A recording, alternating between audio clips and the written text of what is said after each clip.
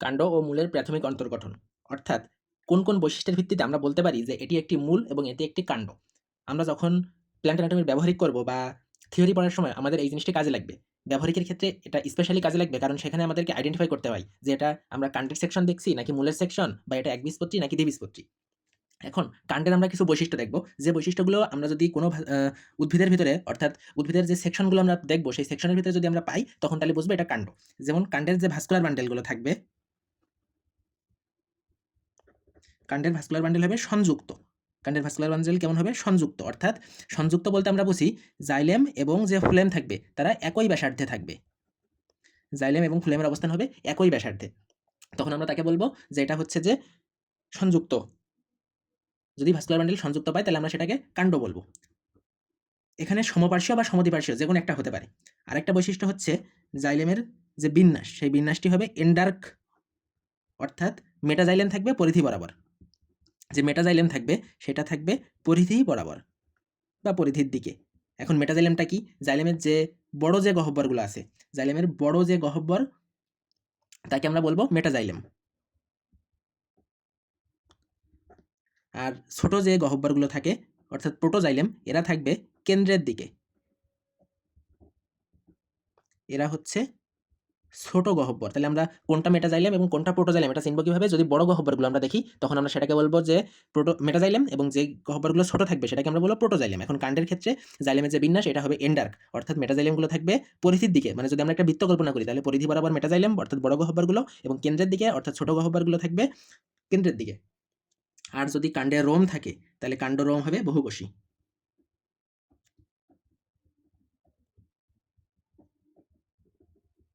কাণ্ড রোম থাকবে বহুকোষী এবং কাণ্ডে কিউটিকল থাকে।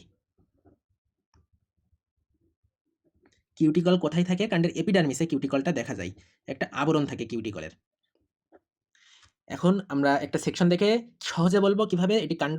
সেটার জন্য আমাদের সর্বপ্রথম ভাস্কুলার বান্ডেল যদি সংযুক্ত দেখতে পাই আমরা, তাহলে আমরা এটা বলবো যে এটা কাণ্ড হতে পারে। এবং জাইলেমের যে বিন্যাস সেটা যদি এন্ডার্ক হয়, অর্থাৎ মেটাজাইলেম থাকে পরিধির দিকে এবং প্রোটোজাইলেম যদি কেন্দ্রের দিকে থাকে, তখন আমরা সেটাকে কাণ্ড বলবো। এই দুইটা হচ্ছে স্পেসিফিক বৈশিষ্ট্য, অর্থাৎ মেন যে বৈশিষ্ট্য। তাছাড়া মানে এই দুইটা দেখে সহজে চেনা যায়। তাছাড়াও আমরা আরো দুইটা বৈশিষ্ট্য জানছি কি, কাণ্ডের রোম থাকলে সেটা বহুকোষী হবে, এবং কাণ্ডের যে আবরণ থাকে সেই আবরণটা হচ্ছে কিউটিকল। কিউটিকলের এপিডার্মিসে একটা আবরণ দেখা যায়। এখন এটা কি একবীজপত্রীর কাণ্ড নাকি দ্বিবীজপত্রীর কাণ্ড সেটা আমরা কিভাবে বুঝবো? সর্বপ্রথম আমরা একবীজপত্রীর কাণ্ড কিভাবে বুঝবো সেটা দেখি। একবীজপত্রীর কাণ্ড, একবীজপত্রী কাণ্ড চেনার কয়েকটা বৈশিষ্ট্য আছে, যে বৈশিষ্ট্যগুলো দেখে আমরা সহজেই বলতে পারবো এটা একবীজপত্রীর কাণ্ড।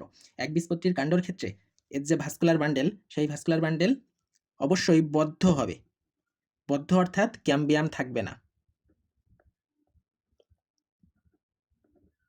ক্যাম্বিয়াম না থাকলে সেই ভাস্কুলার বান্ডেলকে আমরা বদ্ধ বলবো।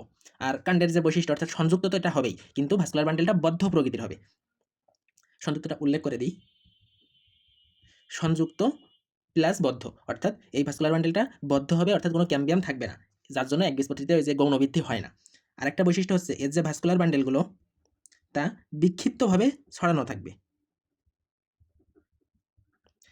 অর্থাৎ একবীজপত্রীর ক্ষেত্রে ভাস্কুলার বান্ডেলগুলো কোনো নির্দিষ্ট আকৃতিতে, কোনো নির্দিষ্ট শেপে, অর্থাৎ নির্দিষ্ট একটা বিন্যাসে থাকবে না। এগুলো বিক্ষিপ্তভাবে বিভিন্ন জায়গায় ছড়ানো থাকবে। আমি যদি একটু দেখাই, এটা যদি আমার পরিলেখ হয়, তখন একবীজপত্রীর যে ভাস্কুলার বান্ডেলগুলো থাকবে সেগুলো এখানে একটা থাকতে পারে, এখানে একটা থাকতে পারে, এখানে একটা থাকতে পারে, এখানে একটা থাকতে পারে, এরকম মানে নির্দিষ্ট কোনো স্থানে থাকবে না। এরা ওই পরিলেখের ভিতরে বিভিন্ন জায়গায় ছড়িয়ে থাকবে।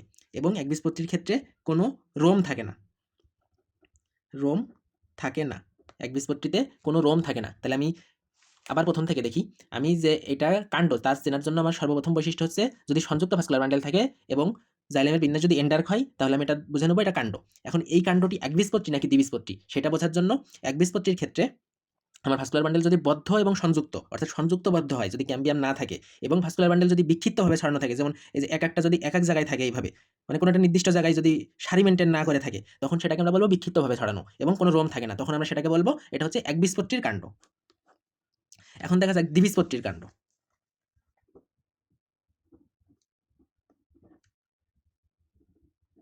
দ্বিবীজপত্রী কাণ্ডেরও কয়েকটা নির্দিষ্ট বৈশিষ্ট্য আছে, যেমন এদের ভাস্কুলার বান্ডেল মুক্ত প্রকৃতির। এদের ভাস্কুলার বান্ডেল হবে মুক্ত, সংযুক্ত মুক্ত, অর্থাৎ এদের ভাস্কুলার বান্ডেলের ভিতরে ক্যাম্বিয়াম থাকে। ক্যাম্বিয়াম থাকে অর্থাৎ এদের গৌণবৃদ্ধি হয়, এরা দ্বিবীজপত্রীর কাণ্ডের একটা বিশেষ বৈশিষ্ট্য, যাদের ভাস্কুলার বান্ডেল হবে মুক্ত এবং ভাস্কুলার বান্ডেলগুলো চক্রাকারে বা রিং আকারে সাজানো থাকে। ভাস্কুলার বান্ডেলগুলো কেমন থাকে?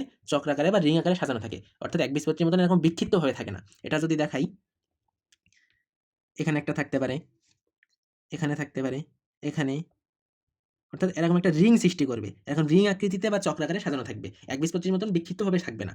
আর এদের যে যদি রোম থাকে সেই রোমটা হবে বহুকোষী রোম, এদের রোম হবে বহুকোষী, অর্থাৎ সম্পূর্ণ একবীজপত্রীর কাণ্ড নাকি দ্বিবীজপত্রীর কাণ্ড এটা আমরা এভাবে বুঝবো। অর্থাৎ যদি কোনো সেকশনের ভিতরে আমরা ভাস্কুলার বান্ডেল সংযুক্ত অবস্থায় দেখি তাহলে আমরা সেটাকে বলবো কাণ্ড, এবং জাইলেমের বিন্যাসটা থাকবে তখন এন্ডার্ক। তাহলে আমার এই দুইটা মেন বৈশিষ্ট্য, এই দুইটা বৈশিষ্ট্য যদি আমার থাকে সংযুক্ত এবং এন্ডার্ক জাইলেম, তখন আমরা তাকে বলবো কাণ্ড। আর এই মেটাজাইলেম প্রান্ত পরিধির দিকে, অর্থাৎ জাইলেমে বড় গহ্বরগুলো থাকে পরিধির দিকে এবং কেন্দ্রের দিকে থাকবে ছোট যে গহ্বর অর্থাৎ প্রোটোজাইলেম, এইটাকেই আমরা বলবো এন্ডার্ক অবস্থা। তাহলে আমরা এই দুইটা বৈশিষ্ট্য দেখে চিনবো যে এটা একটা কাণ্ড। এখন কাণ্ডটা একবীজপত্রী নাকি দ্বিবীজপত্রী সেটা জানার জন্য আমাদের দেখতে হবে ভাস্কুলার বান্ডেলের ভিতরে কোনো ক্যাম্বিয়াম আছে কিনা। যদি ক্যাম্বিয়াম না থাকে, অর্থাৎ ভাস্কুলার বান্ডেল বদ্ধ প্রকৃতির হয় এবং ভাস্কুলার বান্ডেলগুলো বিক্ষিপ্তভাবে ছড়ানো থাকে, অর্থাৎ কোনো সারি মেনটেন করে সজ্জা মেনটেন করে না থাকে, তখন তাকে আমরা বলবো একবীজপত্রীর কাণ্ড। আর এখানে কোনো রোম থাকে না। দ্বিবীজপত্রীর কাণ্ডের ক্ষেত্রে ভাস্কুলার বান্ডেল হবে মুক্ত এবং চক্রাকারে সাজানো থাকবে। এই মুক্ত বলতে বোঝানো হয়েছে যে ক্যাম্বিয়াম থাকে, যদি ক্যাম্বিয়াম থাকে তখন আমরা সেটাকে বলবো মুক্ত ভাস্কুলার বান্ডেল অর্থাৎ দ্বিবীজপত্রীর কাণ্ড, এবং যদি রোম থাকে সেই রোমটা হবে বহুকোষী। এখন দেখা যাক মূল কিভাবে আমরা চিনব। কাণ্ড তো এখন দেখলাম, মূল চেনারও কয়েকটা বৈশিষ্ট্য আছে, যে বৈশিষ্ট্যগুলোর মাধ্যমে আমরা বলতে পারবো যে এটা একটা মূল। ভাস্কুলার বান্ডেল অরিও হবে, মূলের ক্ষেত্রে ভাস্কুলার বান্ডেল হবে অরিও। অরিও অর্থাৎ জাইলেম এবং যে ফ্লেম থাকবে তা আলাদা ব্যাসার্ধে থাকবে, জাইলেম এবং ফ্লেমের স্থান হবে আলাদা ব্যাসার্ধে, এবং এদের যে জাইলেমের যে বিন্যাসটা ছিল সেই বিন্যাসটা হবে এক্সার্ক, অর্থাৎ এর যে প্রোটোজাইলেম সেইগুলো থাকবে পরিধির দিকে, আর মেটাজাইলেমের অবস্থান থাকবে কেন্দ্রের দিকে। এইটা হচ্ছে যে মূলের বৈশিষ্ট্য, অর্থাৎ প্রোটোজাইলেম পরিধির দিকে, মেটাজাইলেম কেন্দ্রের দিকে। আর এদের যে মূল রোমগুলো থাকবে সেই মূল রোমগুলো হবে এককোষী, মূল রোম হবে এককোষী, কোনো আবরণ, অর্থাৎ ওই যে আমরা কাণ্ডের ক্ষেত্রে কিউটিকলের একটা আবরণ দেখছিলাম, মূলের ক্ষেত্রে সেই কিউটিকলের আবরণটা থাকে না, কিউটিকলের আবরণ থাকে না। অর্থাৎ কী কী বৈশিষ্ট্য থাকলে আমরা বুঝবো যে এটি একটি মূল?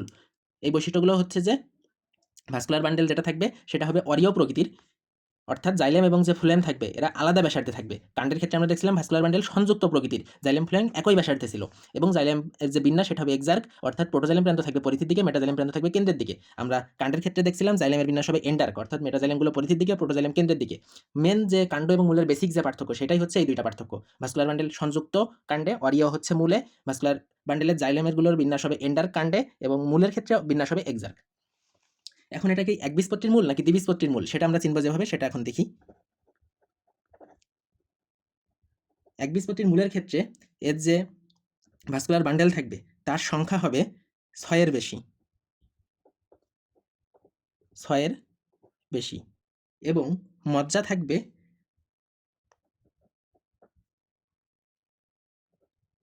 বেশি বা বড়, যেটাই বলি আমি। অর্থাৎ যদি ওই সেকশনের ভিতরে ভাস্কুলার বান্ডেলের সংখ্যা 6-এর বেশি থাকে এবং মজ্জাটা যদি বড় হয় তখন আমরা তাকে বলবো এটা হচ্ছে একবীজপত্রীর মূল বলবো। এখন দেখা যাক দ্বিবীজপত্রীর মূল। দ্বিবীজপত্রীর মূলের ক্ষেত্রে এর যে ভাস্কুলার বান্ডেল থাকবে তার সংখ্যা হবে 6-এর কম, এবং মজ্জা হবে কম বা ছোট। দ্বিবীজপত্রী মূলের ক্ষেত্রে আমরা ভাস্কুলার বান্ডেলের সংখ্যা পাবো 6-এর কম, এবং মজ্জা পরিমাণ কম বা পরিমাণে ছোট থাকবে। এখন আমরা টোটাল মূলের বিষয়টা আরেকবার দেখি। মূল হচ্ছে ভাস্কুলার বান্ডেলের ক্ষেত্রে মূলের যে ভাস্কুলার বান্ডেলগুলো থাকবে সেগুলোর বিন্যাসটা হবে অরিও প্রকৃতির, অর্থাৎ জাইলেম এবং ফ্লোয়েম আলাদা ব্যাসার্ধে থাকবে। যদি এটা একটা চিত্রের মাধ্যমে দেখাই তাহলে এটা যদি এখানে যদি জাইলেম থাকে, এইগুলোকে যদি আমি জাইলেম হিসেবে কল্পনা করি তাহলে আমার ফ্লোয়েমের অবস্থান হবে এই অঞ্চলগুলোতে। অর্থাৎ এইটা যদি মানে ব্যাসার্ধ বা ব্যাস হিসেবে কল্পনা করি তাহলে এরা একই ব্যাসার্ধে না, এরা কিন্তু আলাদা ব্যাসার্ধে। এজন্য মূলের ভাস্কুলার বান্ডেল অরিও, জাইলেমের বিন্যাস হবে এক্সার্ক, অর্থাৎ প্রোটোজাইলেমগুলো থাকবে পরিধির দিকে, মেটাজাইলেমগুলো থাকবে কেন্দ্রের দিকে। আর যদি মূলে যে রোমটা থাকবে সেটা হবে এককোষী সকল ক্ষেত্রে। আর কাণ্ডের যে রোম অর্থাৎ বহুকোষী যে রোমটা ছিল এটা কিন্তু শুধুমাত্র দ্বিবীজপত্রীতে দেখা যায়। একবীজপত্রী কাণ্ডে কোনো রোম থাকে না। আর মূলের ক্ষেত্রে যে রোমটা থাকবে সেটা হচ্ছে এককোষী। মূলের কোনো কিউটিকলের আবরণ থাকে না। মূলের যে এপিব্লেমা অংশ থাকে, এপিব্লেমায় কোনো কিউটিকলের আবরণ থাকে না। কাণ্ডে আবরণ থাকে কিউটিকলের। এখন এটা একবীজপত্রীর মূল নাকি দ্বিবীজপত্রীর মূল, এটা চেনার সহজ উপায়, যদি ভাস্কুলার বান্ডেলের সংখ্যা 6 এর বেশি থাকে এবং মজ্জার পরিমাণ বেশি থাকে, তাহলে আমরা সেটাকে বলবো একবীজপত্রীর মূল। আর দ্বিবীজপত্রী মূলের ক্ষেত্রে ভাস্কুলার বান্ডেলের সংখ্যা 6 এর কম এবং মজ্জার পরিমাণ কম থাকে। একদম টোটাল যদি সামারি করি, তাহলে কাণ্ডের ক্ষেত্রে ভাস্কুলার বান্ডেল সংযুক্ত, মূলের ক্ষেত্রে ভাস্কুলার বান্ডেল অরীয়। বেসিক যে পার্থক্যগুলো সেগুলো দেখাইছি। জাইলেমের ক্ষেত্রে এন্ডার্ক বিন্যাস থাকবে কাণ্ডে এবং মূলের ক্ষেত্রে এক্সার্ক বিন্যাস থাকবে। আমরা এই যে দুইটা করে বৈশিষ্ট্য 4টা, এই দুইটা দেখে আমরা মানে টোটাল এই 4টা বৈশিষ্ট্য দেখে আমরা বুঝতে পারবো এটা কাণ্ড নাকি মূল। এখন সেটা একবীজপত্রীর কাণ্ড নাকি একবীজপত্রীর মূল, বা দ্বিবীজপত্রীর কাণ্ড নাকি দ্বিবীজপত্রীর মূল, সেটা আমরা এখন দেখি। যদি একবীজপত্রীর কাণ্ড হয়, ভাস্কুলার বান্ডেল থাকবে বদ্ধ, অর্থাৎ কোনো ক্যাম্বিয়াম থাকবে না এবং বিক্ষিপ্তভাবে ছড়ানো থাকবে ভাস্কুলার বান্ডেলগুলো। আর যদি একবীজপত্রীর মূল হয়, তাহলে ভাস্কুলার বান্ডেলের সংখ্যা 6 এর বেশি এবং মজ্জার পরিমাণ বেশি থাকবে।